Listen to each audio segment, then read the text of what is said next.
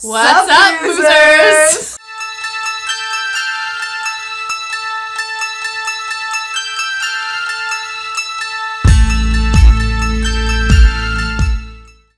Today, we're going to review The Exorcist. The Exorcist. The one and only Exorcist. That one from a long time ago with head spinning and vomit shooting out of the mouth. The most classic, most well-known horror film of probably ever. All time. So today's our first Throwback Thursday, and what better way to celebrate that than to do The Exorcist from 1973. The original Throwback Exorcist. There's really not much to touch on here. Everyone knows The Exorcist. Everyone who's anyone. I don't think there's a single person in the world who hasn't used the power of Christ compels you. It does. To make some sort of joke at some point in their lives. I need an old priest and a young priest. Please. William Friedkin. I read that because Friedkin. Excuse me. Sorry. I don't know. I know too many languages. I don't know. Whatever. He's also the writer. Everyone knows the cast. Linda Blair is super famous. She's done so many horror films since then.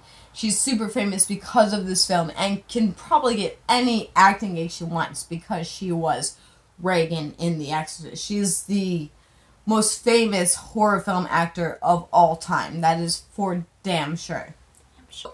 I just want to throw this out there.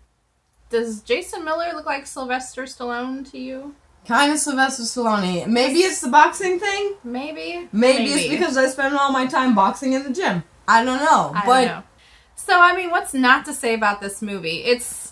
We rewatched it again last night. Oh, we've all seen it a million times. There's something that affects you every time. Maybe it's the acting, particularly of Jason Miller, Father Karras, the Rocky of the film, is particularly compelling. But at the same time, the rest of it seems to not exist to you because it seems like he's the only person in this movie that leaves an impact on you. For me, he's the only person in this movie that really touches you in any way whatsoever and makes you think in any way. But looking back on it, it is a classic film, and it is the epitome of horror films. So I'm going to be really honest here. I don't remember the beginning with the digging site and everything, and I understand that it's relevant to a point, but I just feel like a lot of this movie could have been edited out with other things. It doesn't really get horror filming until the last 30 minutes or so, 30 or 40 minutes. And even then, we've all seen it so many times, and it's so 1970s that none of the graphic effects or special effects can even impact you in any way whatsoever. It's hilarious at this point. It is. Great. It's super funny. Her head spins around, and you're cracking up and wanting to take another shot. I just want to go play Barbies when I'm done. For the time, maybe it was good, but relevant to today's horror films, comparative to other horror films that we have seen in these days and ages, it's completely irrelevant because nothing really impacts you except for the acting of this one father who's not even truly a part of it. They keep accenting her mother and her, and it's all so redone and so quoted and so over-exaggerated in this time that it doesn't even interest you in the slightest, to be honest. I thought the acting of William O'Malley, who played Father Dyer, was particularly good. It was very emotional, but there was not enough of it in the film to really draw you in emotionally. I didn't feel emotionally attached to anybody except for and that's the problem. Father Karras. You don't feel connected to anyone in the film, so it doesn't really pull you in like another film would. It was a completely different experience seeing it the first time versus, every time there. As a horror film usually is. However, it's still not the same as other horror films. Becky has never seen the unedited version. Only the edited version is on the service that we watched it on.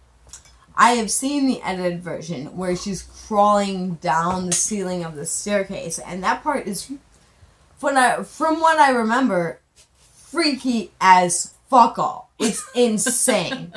But I haven't seen that part in, like 3 or 4 years. So I don't remember particularly what pulled me in about that. And I don't know if that would scare me at this point today.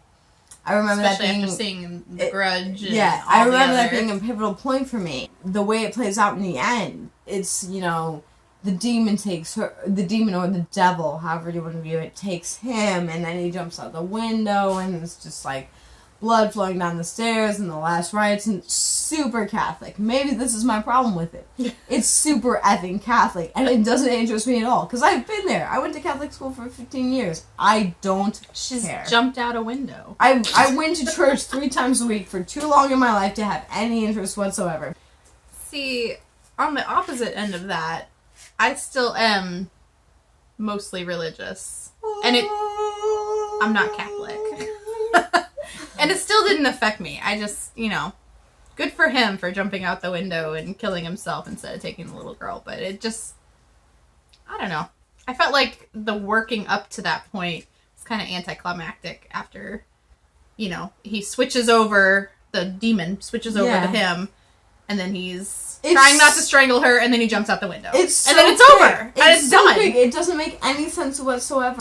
What the F happens there? No one has any idea except for there's this Polish priest bleeding to death at the bottom of the stairs, and some super sexy priest trying to give him his last rites, and then the end.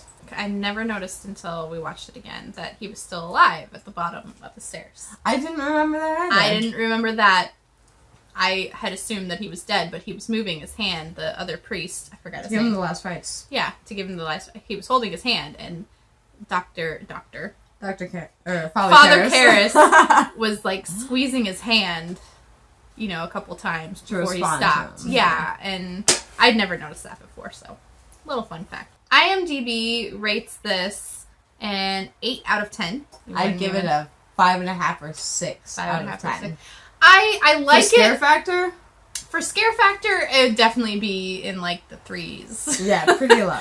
But as far as where a lot of horror movies got their content from, I feel like I should owe it a little bit more. Maybe that's the problem, though, is that everybody epitomizes it so much and feels like they just owe some sort of due respect to it because it's so old and so well known and has pretty much started like a whole different genre of horror. I do agree with you where it's not scary anymore, and it certainly isn't.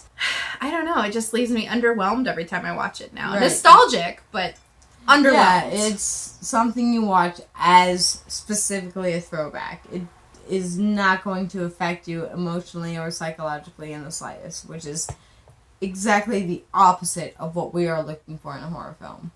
Alright guys, so that's it for today. Until next time, stay awesome, stay boozing. Peace. Cheers.